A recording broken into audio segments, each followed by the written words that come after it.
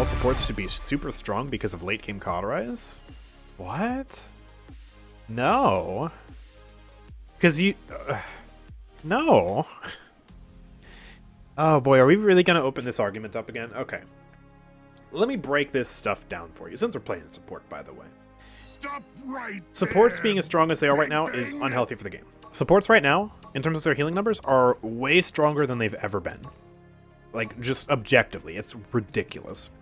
And what you do when you make supports this strong is you bring us back into a double support meta. We had a double support meta last year, and it was annoying. And they worked to try and hinder the double support meta by nerfing supports. And then when double support meta was already waning, they added keywords to try and further stop double support meta. Look at how much good that did us. What keywords have done instead is they've made it so that they've made the keyword supports ridiculously strong. Pip had to get the first combat medic nerf in years because of keywords. Just to put that into perspective. They made Furia ridiculously strong. Grover has been meta the entire season. Lilith has been ridiculously strong since release. And then they've since had to bring other supports up to meet the level of these keyword supports rather than bringing supports down. They've chosen to go that route instead of the route many people have suggested, which is remove keywords and maybe nerf what's already ridiculously strong. And now you can literally see, I'm gonna go turn it, by the way, I've been waiting for so long. that because now all these supports are so ridiculously strong, right? We're in a double support meta now. Through and through. I predicted that we were in a double support meta, and now, hey, look, we're in a double support meta. Double support is everywhere. We're playing double support on both teams right now. Double support is everywhere. I've seen double support even in ranked. Like, when supports are this strong, there's no reason not to pick them. When they are able to do so much healing while still having this much utility and damage. Maldamba right now is the strongest he has ever been in terms of his numbers, right? He has the most health he's ever had. He has the most healing on Mending Spears he's ever had. And the most, healing and damage on Gourd he's ever had. And despite all of that, and despite also having the most loadout flexibility, because now Eerie Presence is no longer mandatory, meaning you can build for even more utility, despite all of that, he is the worst support in the game right now. Because every other support has power creeped him so hard that in his strongest state, there's no reason to pick him. That's bad for the support meta. Really, really bad for the support meta. So, that's why I've been calling for a while now at this point, for just a class-wide power shift down. Of varying intensities, depending on how strong the support is. Obviously, Damba shouldn't be, shifted down that much. I mean, come on, he's Damba.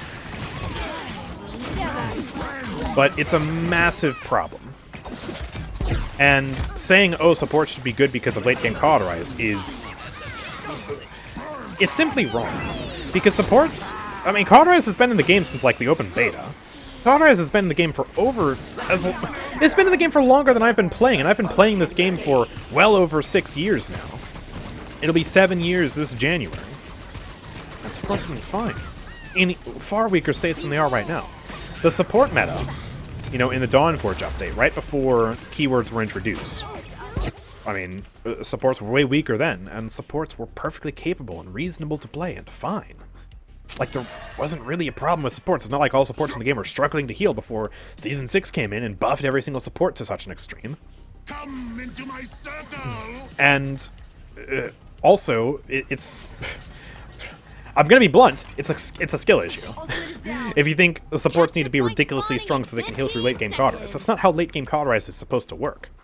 Cauterize makes it so that you have to think strategically about your healing, so that you use healing on people who are out of Cauterize. You, as the tank or as the DPS, have to make sure that you're cleansing Cauterize, either with your own abilities or by smart positioning yourself behind walls, etc., shields, whatever.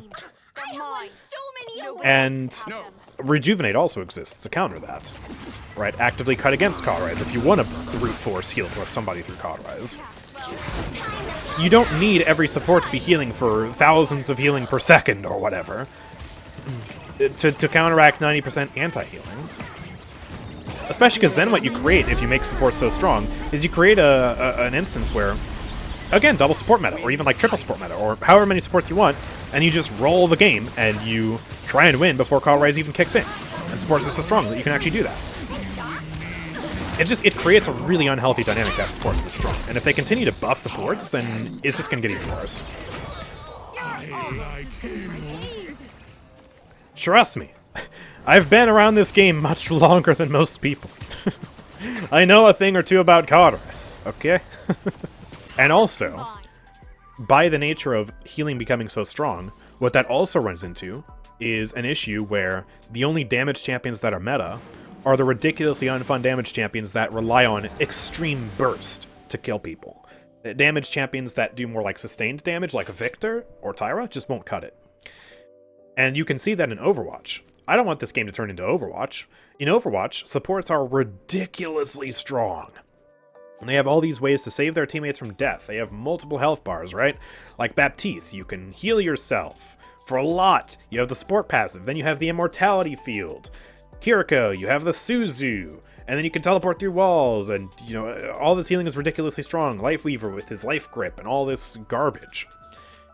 So the only stuff that's viable in that game is stuff with ridiculous burst. Hanzo, you know? Sojourn, Ashe, Widowmaker, Bastion. At different points in time have been, you know, what you go to. I'm no professional about Overwatch, but, you know, even I know that.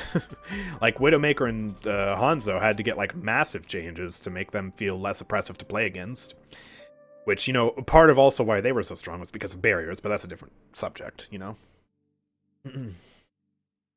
But I don't want ridiculous strong bursts to become meta. And we're starting to see a shift to that, too, already, with Omen being meta and Caspian being meta. That's yicky. Supports going from utility to heal botting, truly sad times.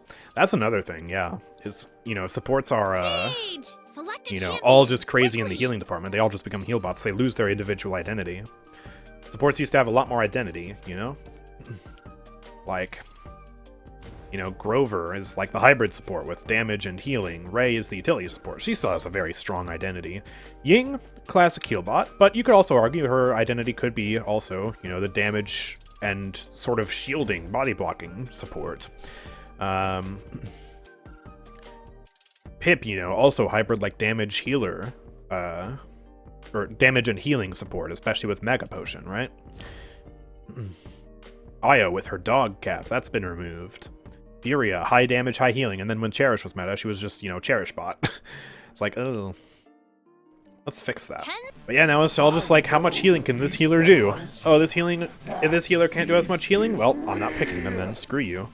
Because this healer can do so much healing that they can just keep the team alive regardless of all the utility. Woo!